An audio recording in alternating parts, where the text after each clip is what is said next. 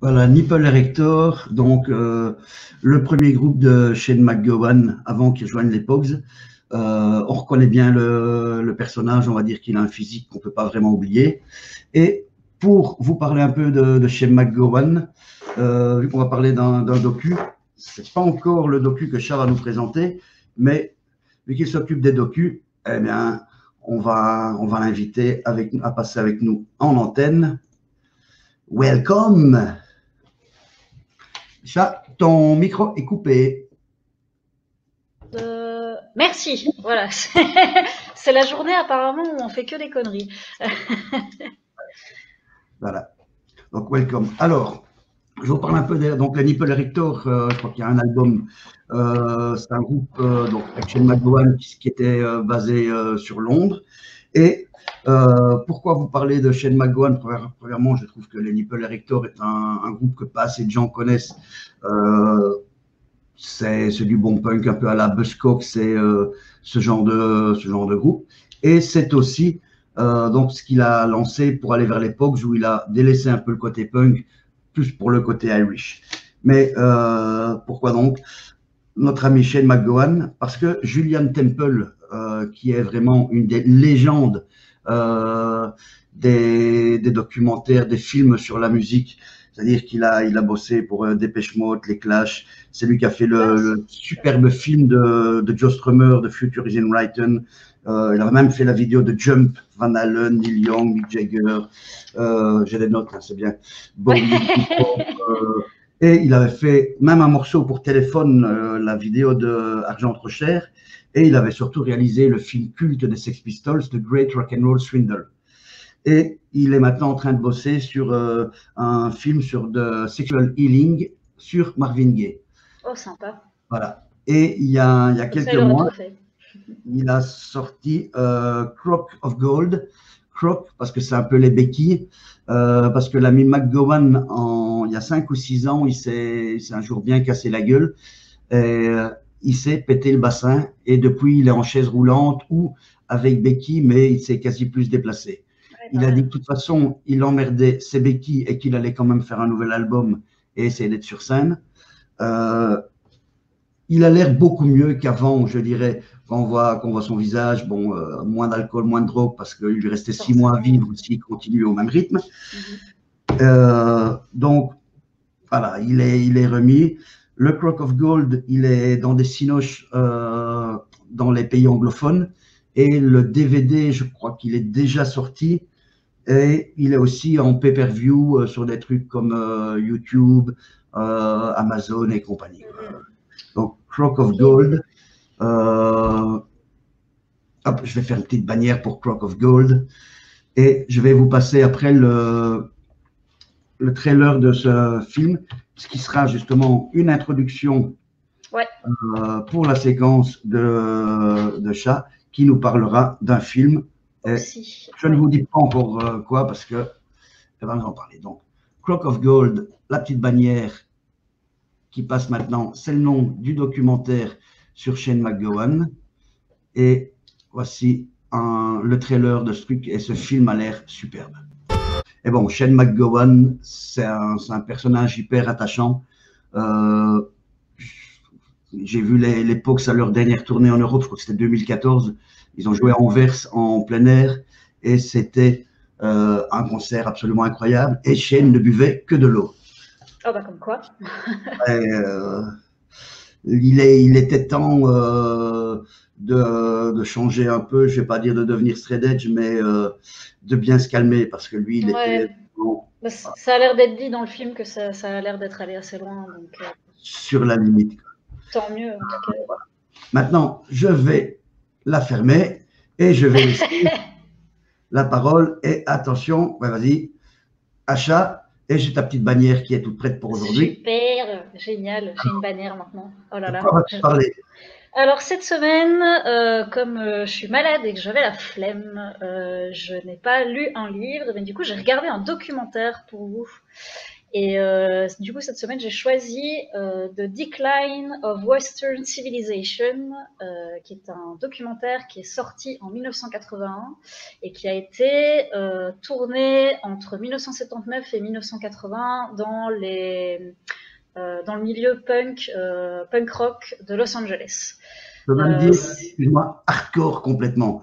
Ouais, C'est c'est même plutôt. vraiment le début du hardcore, quoi. C'est ça, il parle encore de punk rock, mais on sent que c'est vraiment le, Le c'est hardcore, vraiment le tremplin de lancement, quoi. Oui, bah c'est ça. Mais ils utilisent encore très rarement le terme hardcore, mais c'est carrément ça. Hein. j'ai vu après. Oui, c'est ça.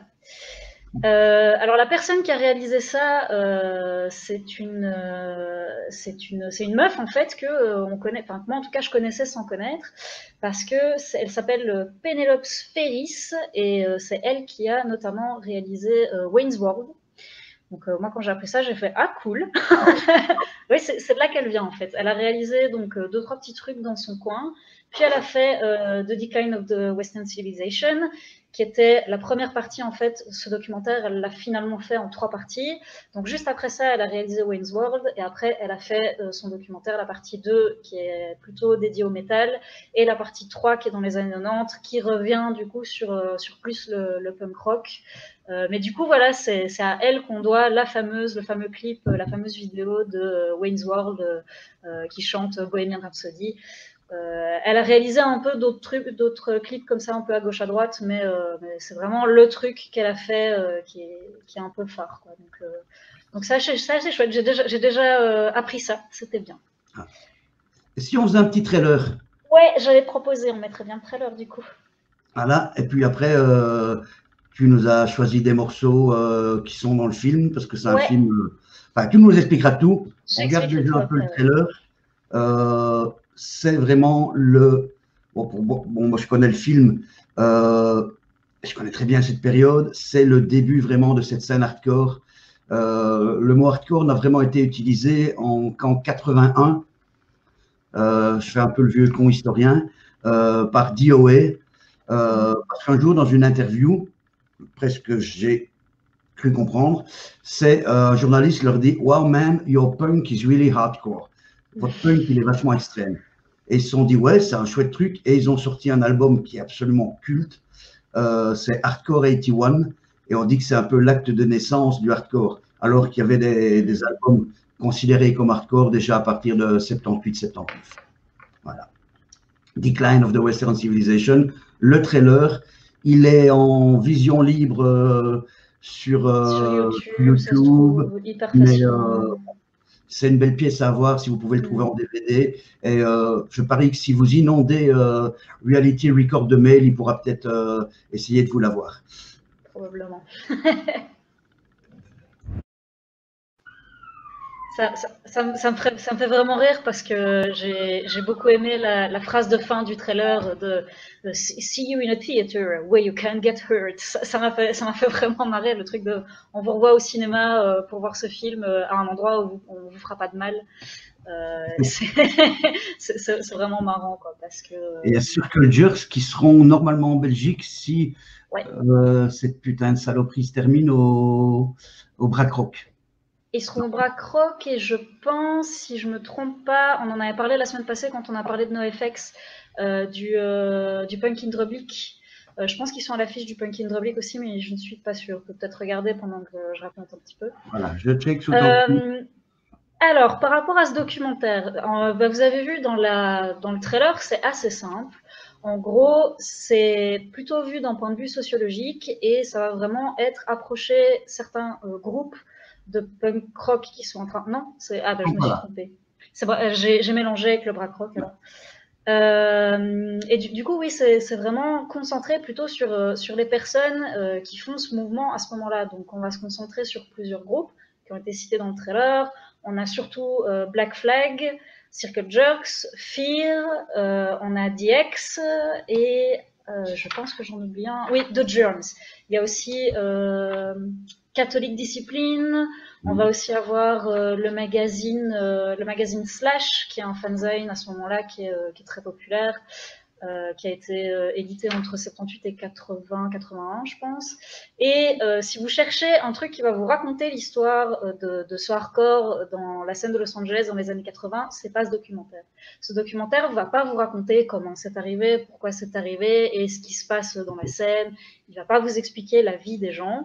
Il va juste vous montrer des morceaux de ce que c'est à ce moment-là. Et ça j'ai trouvé ça super cool.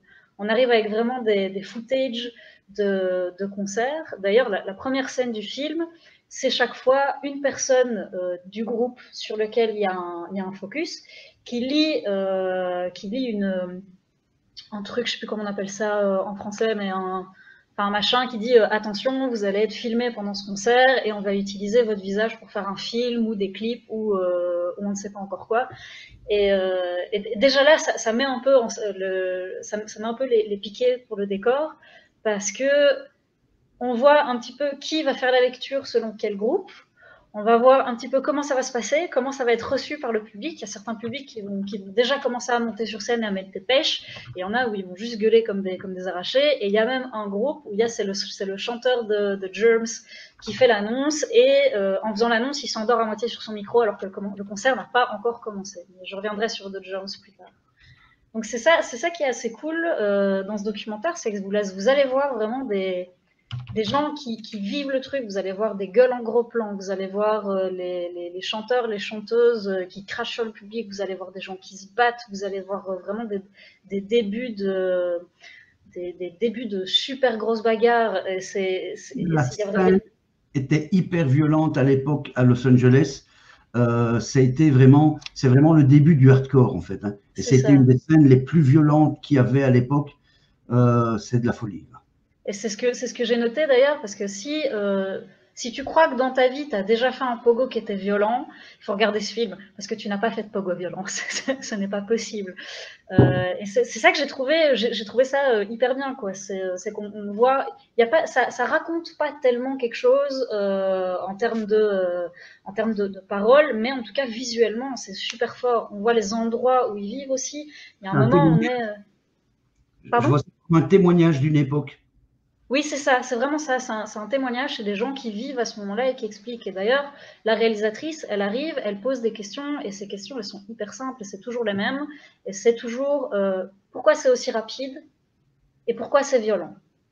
Et rien qu'avec ça, les témoignages sont déjà assez riches pour qu'on comprenne un petit peu ce que c'est la scène, quoi. Donc là, du coup, avant de passer le petit morceau de Black Flag, parce que pour commencer, du coup, je vous ai choisi un morceau de Black Flag, qui est le premier groupe à être présenté dans le documentaire. On arrive dans l'endroit où ils répètent et où certains membres du groupe vivent. Donc il y a le chanteur qui vit là-bas. En fait, c'est des locaux d'un ancien truc d'église, une église baptiste. Je sais pas comment on traduit ça en français, une Baptist Church. Ah, Baptist Church. Voilà, et ils vivent là-dedans et ils ont plus ou moins une grande pièce où il y a des tags partout sur des murs, il y a des posters, si on s'amuse un peu à regarder, il y a d'autres noms qu'on connaît. Moi, j'ai reconnu Shem 69, ça m'a fait beaucoup rire. Et quand on lui demande de montrer sa chambre, il ouvre la porte d'un placard, et dans la porte du placard, il y a son matelas avec des trucs, et il explique, ben voilà, ça c'est ma suite et tout. Enfin, franchement, moi qui connaissais pas beaucoup Black Flag, j'ai un peu rencontré les gars, et j'ai trouvé ça assez chouette. Et il parle justement de cette chanson qui est présentée dans le film, Depression, c'est celle que je vais vous faire écouter. Et donc la réalisatrice demande mais pourquoi vos paroles sont toujours aussi sombres, et ils expliquent parce que c'est notre vie en fait, on n'a pas d'autre chose vraiment à dire, donc la musique c'est notre manière d'extérioriser ce qu'on ressent, et ben voilà, du coup cette chanson là c'est un bon exemple, et c'est pour ça que je voulais vous la faire écouter. Présente-le. Du coup, ce sera Depression de Black Flag. Et voilà, du coup, je vous ai mis le morceau qui est dans le documentaire, et vous avez pu voir à la fin, du coup, l'endroit où ils vivent, The Church. Et c'est vraiment là qu'ils vivent, et ils expliquent en fait qu'ils ont tellement de dettes à gauche et à droite qu'ils vivent là, et ils préfèrent vivre dans un placard qui paye $16 par mois, comme ça ils sont tranquilles, et qu'ils peuvent un peu faire tout ce qu'ils veulent, quoi. Après, il y a pas mal d'autres groupes qui sont présentés.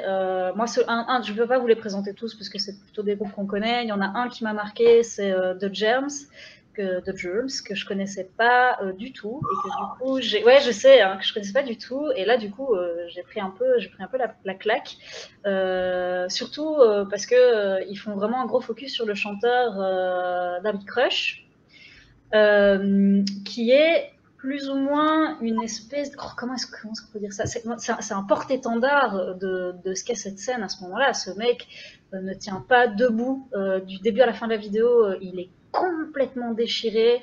Quand on le voit sur scène, il se rappelle même plus des paroles. Il y a des moments où il est couché par terre. T'as l'impression qu'il va se noyer dans son propre vomi. Il raconte qu'il vient sur scène et que... Ouais. Excuse-moi, mais on a déjà la première grande intervention de Holly. J'aime la vie.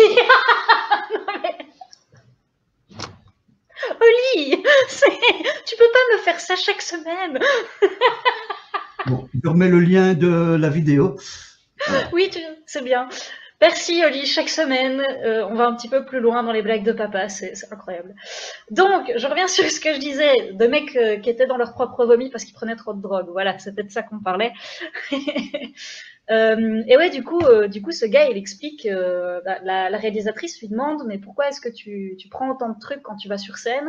Et il explique, mais en fait, si je me drogue et que je bois autant, c'est pour pas sentir que j'ai mal parce que ça fait mal, quoi.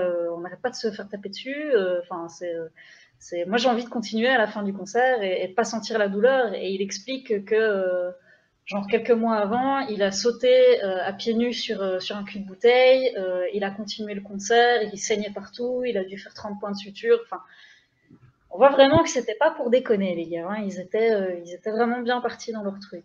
Et là où ça m'a marqué, en fait, c'est que chaque fois qu'il y avait un groupe qui était présenté, je mettais le film sur pause et je faisais ma petite recherche pour savoir si le groupe était toujours actif et si les membres étaient toujours vivants. Et avec The Germs, bah, du coup, j'ai vu que entre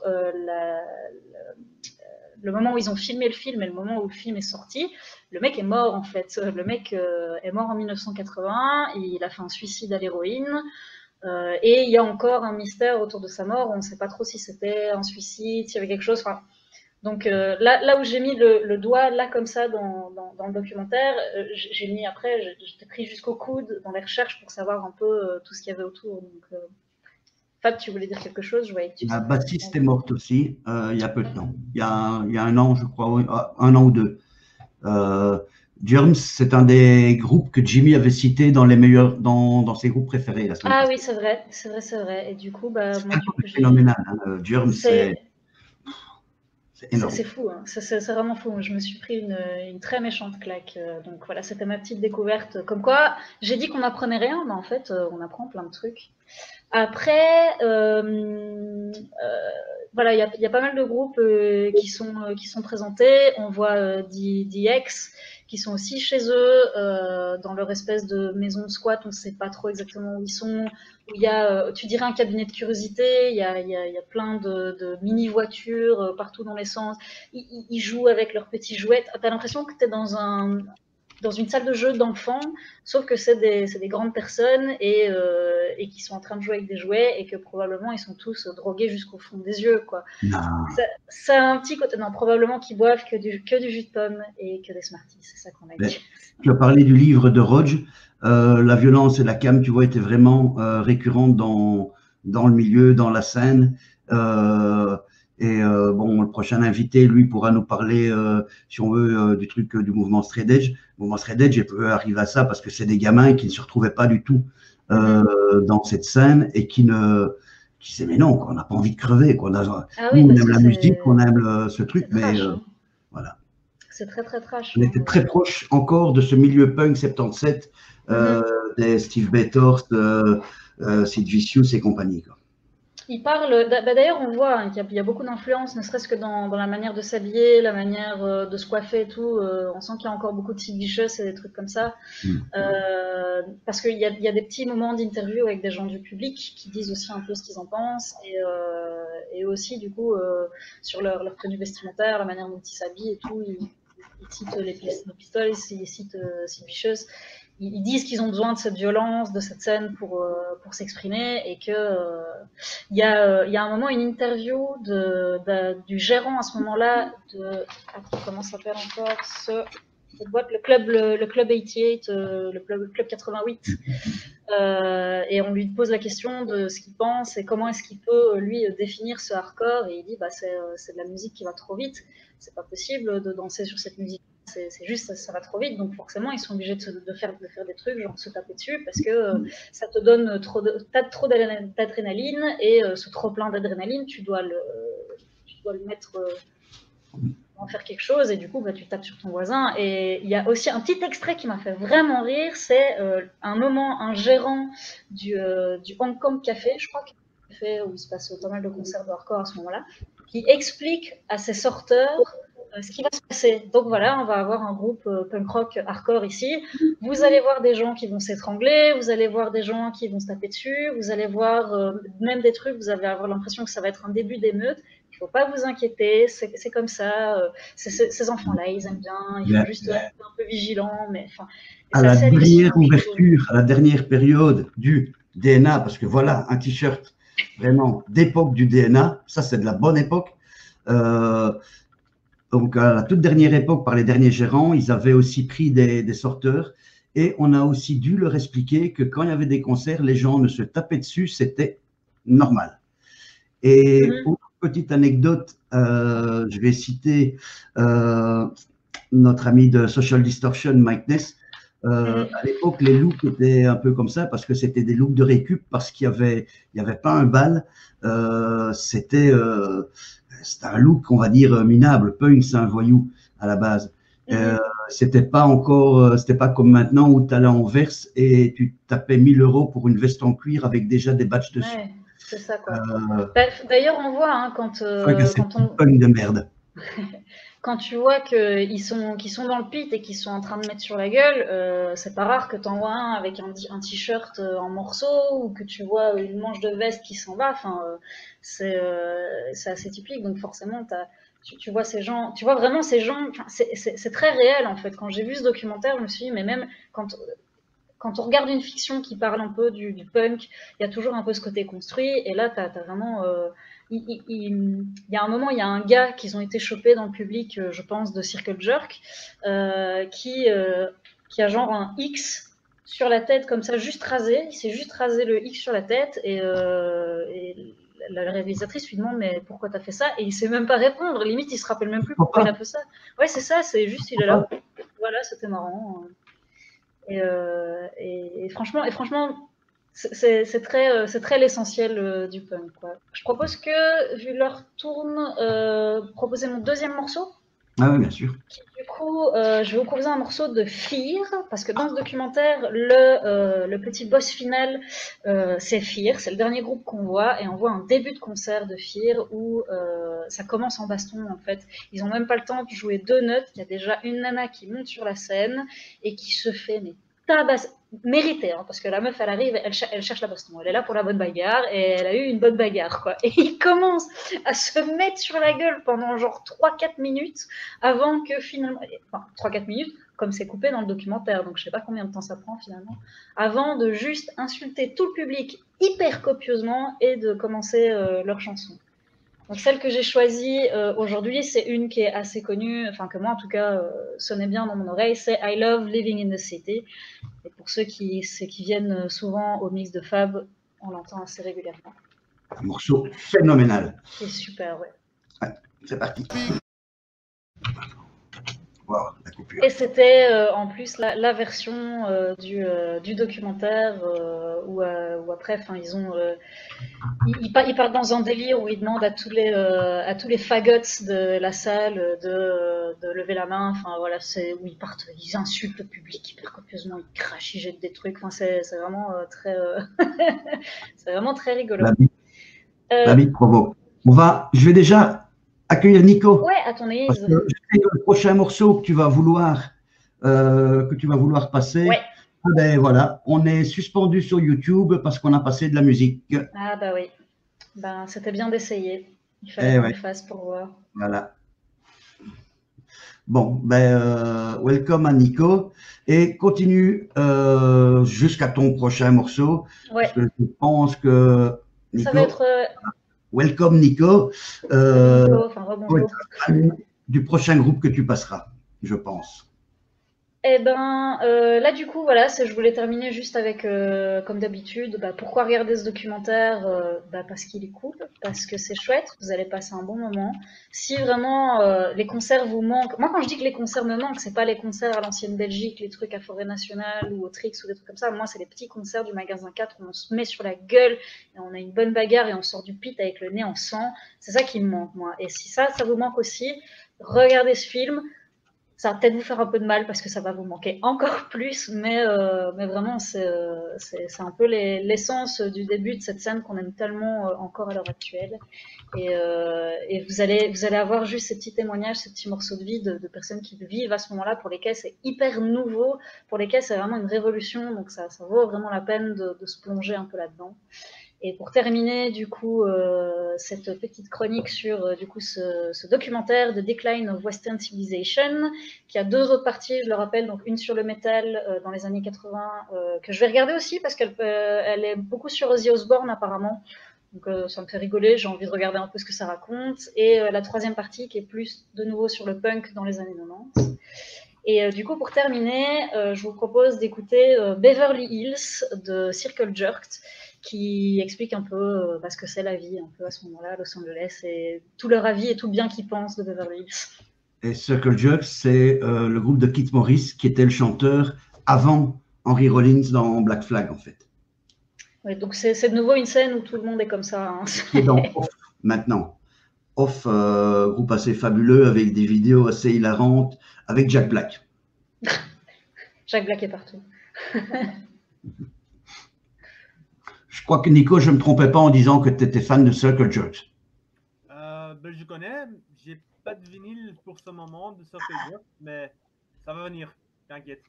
Il y a une super édition du groupe Sex qui est ressortie pour les 30 ans ou je sais pas quoi, avec un super book à l'intérieur. Il en vaut la peine.